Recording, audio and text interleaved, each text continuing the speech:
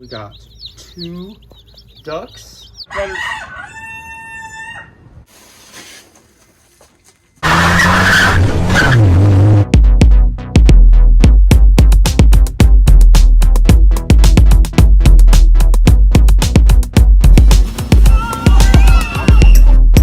you go. Cooking.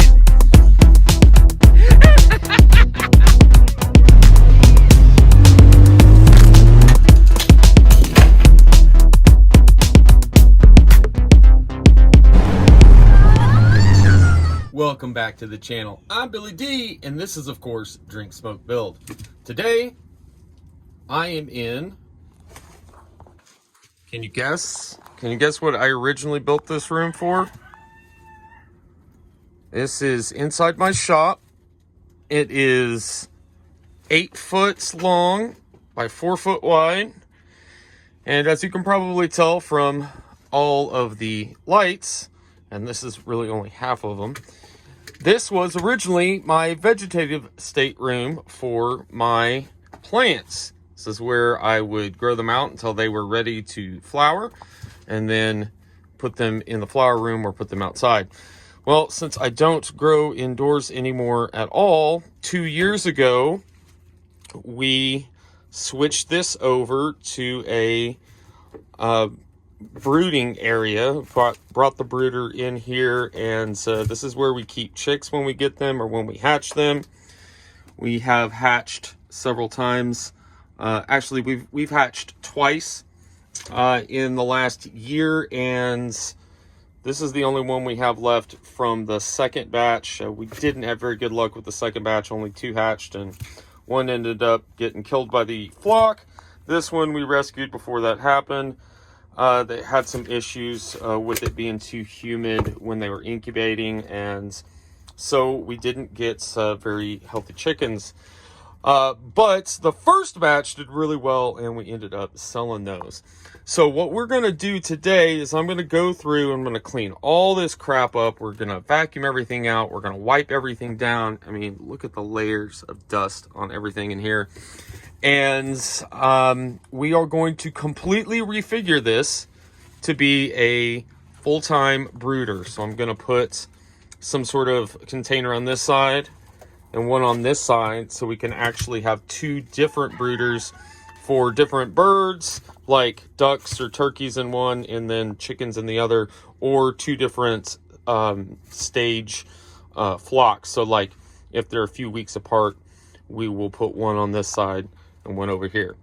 So let's go ahead and start getting things cleaned up and getting that put together.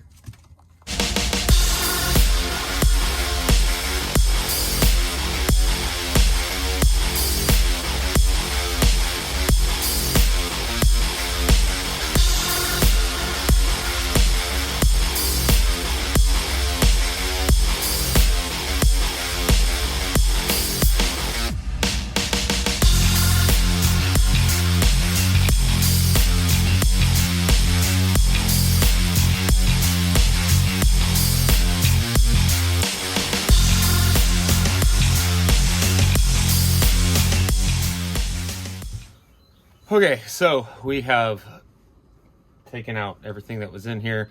I wanted to show you guys a couple things.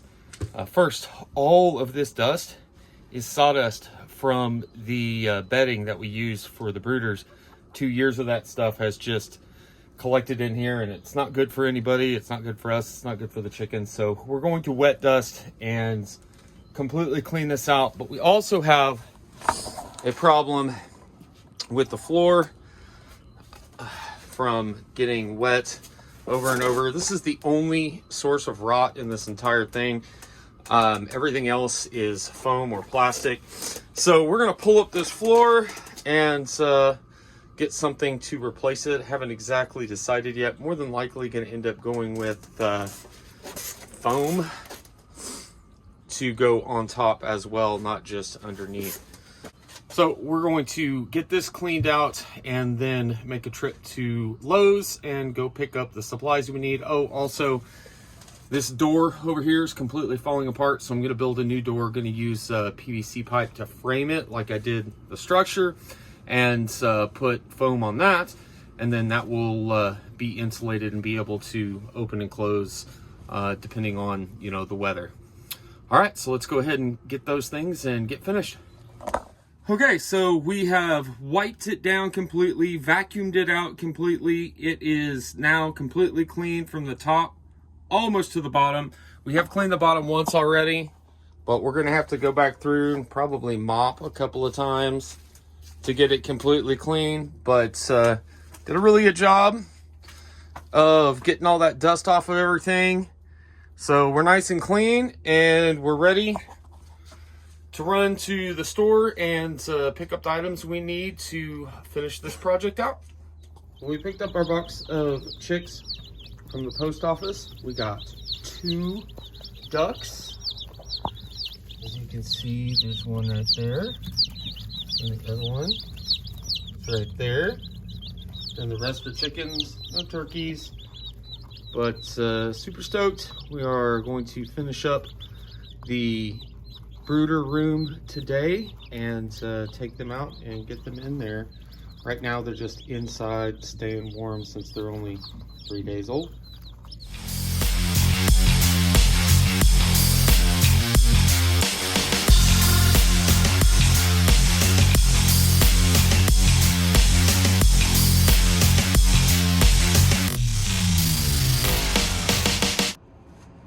Well, we got the 4 all cleaned up. The whole thing cleaned. We used a solution of bleach on the floor. Try to disinfect anything, keep mold from growing, stuff like that. As you guys can tell, there's still dirt in the corners underneath the tape. Not super worried about that. So the next step is, I don't know if you guys can tell, I'll get down here lower. See how there is the rise in the PVC pipe because this insulation's only a 1/2 inch thick? Well, I bought some 3/4 insulation panel that I'm going to cut and put on top of the ones that are already in there to level it out. And then I have 1/2 inch rubber anti-fatigue mats that I will stick on top of that. So I'm going to go ahead and take my measurements and then get to cutting.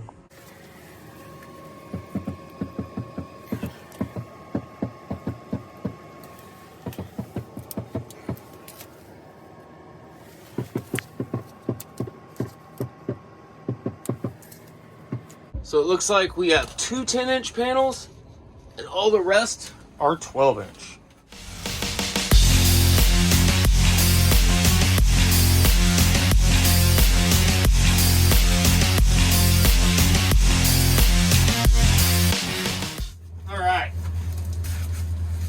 I cut all these from one panel and just write down the line in the order that they go in here.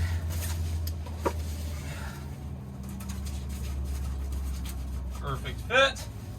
We're not going to worry about the tape in there because we're going to actually tape these down.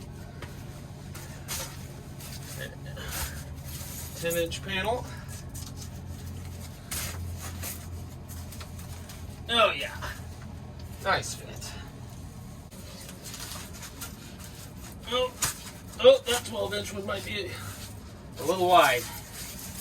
Might have to trim that one. That one fits just fine.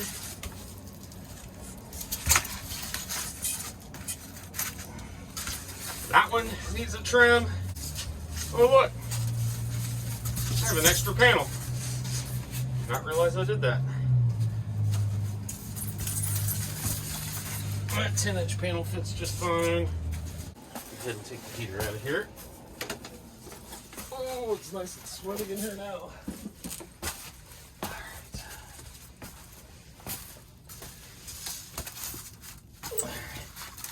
Well, that panel fits just fine. Actually, this one, which I thought was needed a trim, actually is going to work just fine. Let's see if this one does the same thing when I step on it. No, this one needs a trim. Yeah, we're going to have to give it a trim We'll go do that real quick. Put this back in and tape all this down.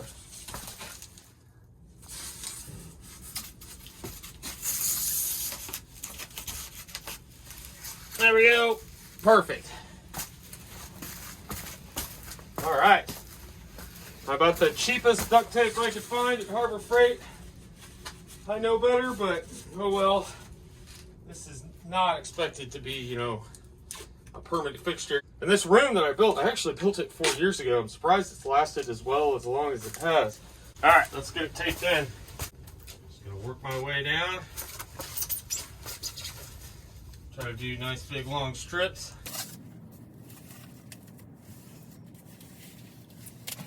So I'll stick it to the board. Try not to stick it to the PVC pipe yet so I can line it up. Okay, I'll get it pushed down in and stick it down.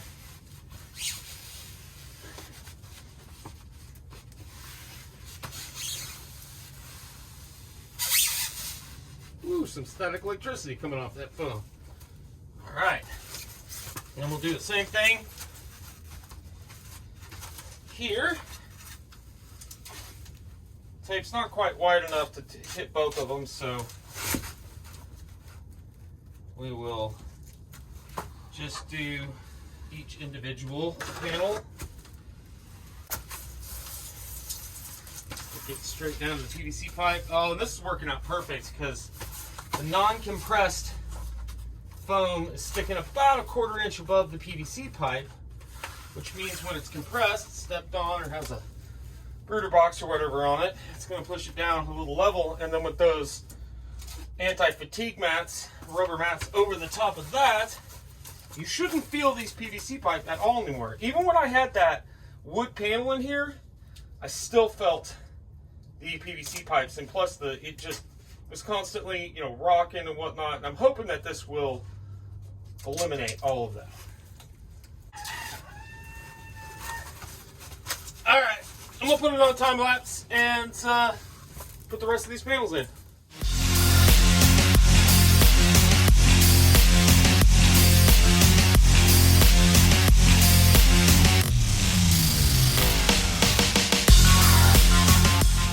And there you have it. We got the new insulation panels in. Got them all taped in.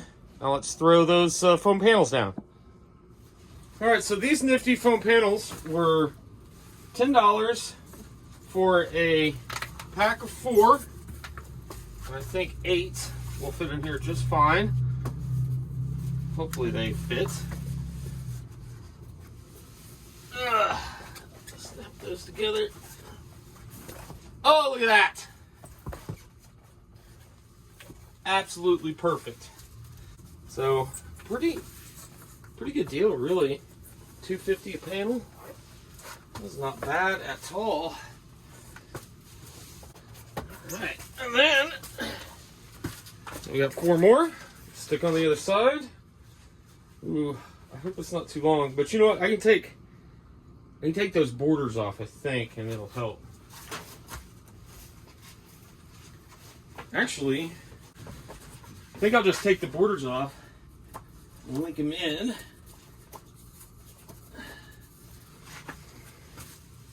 Let's see if that works. So it looks like I have to cut the foam. That's okay, we can do that in a minute. But yeah, nice. So it's all one piece. I'm just gonna have to trim that right there.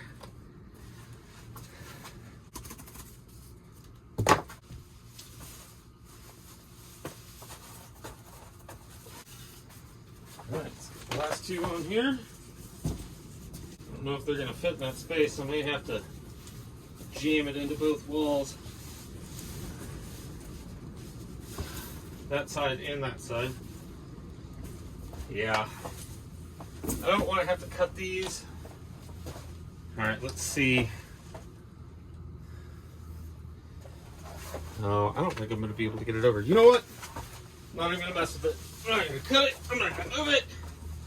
I'm going to snap it in place.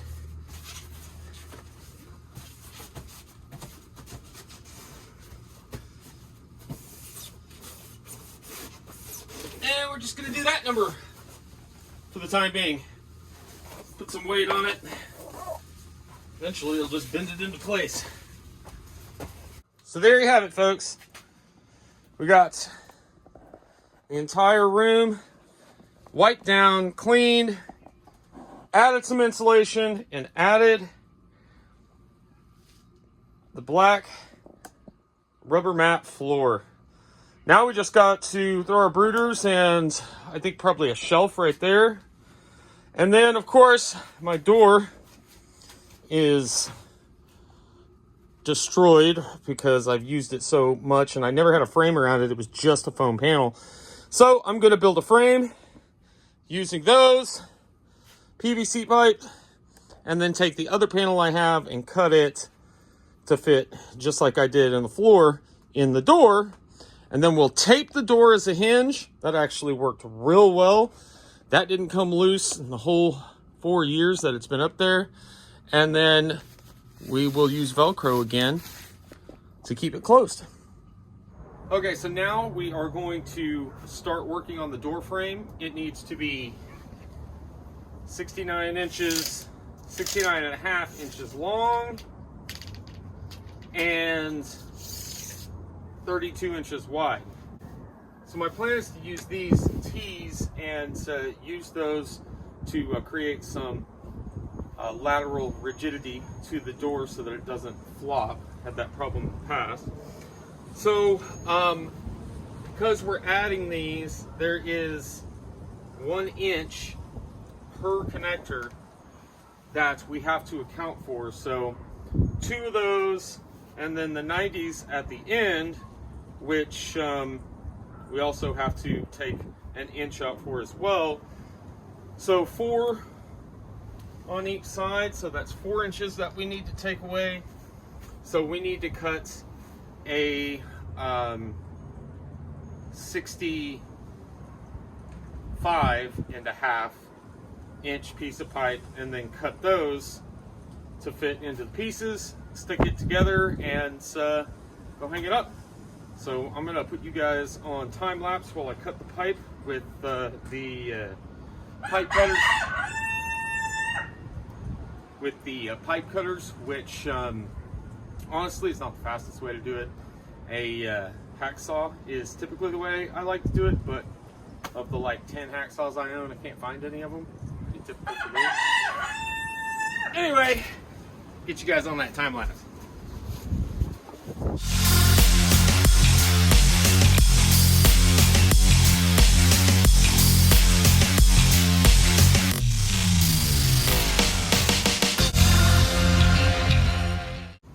Alright, so we've got the door frame built except for the support pieces. I don't have time to cut those, got to go get the kids from school. But when I get back, we will cut those, put those in place, and put the foam on. Okay, I'm back. Got the frame for the door finished up, so I'm going to cut these panels out. Super easy process here. Just going to line it up and eyeball it. And start trimming. So these are gonna fit into this frame here, and I'm gonna tape them in, and then I'm gonna tape the door up and add the Velcro, and we'll be finished.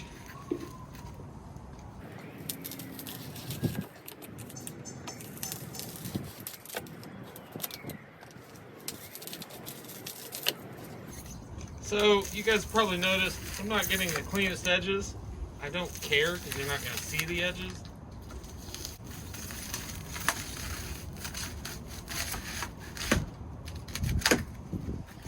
There you go. Oh yeah. Alright, we'll get the others cut and we'll get them taped in.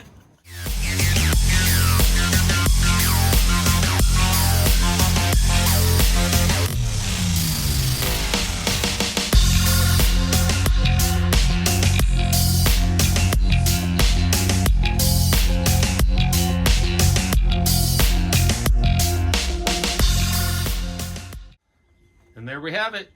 We have the door in place.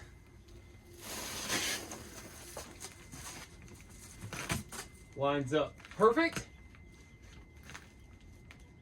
Velcro's at the top and the bottom.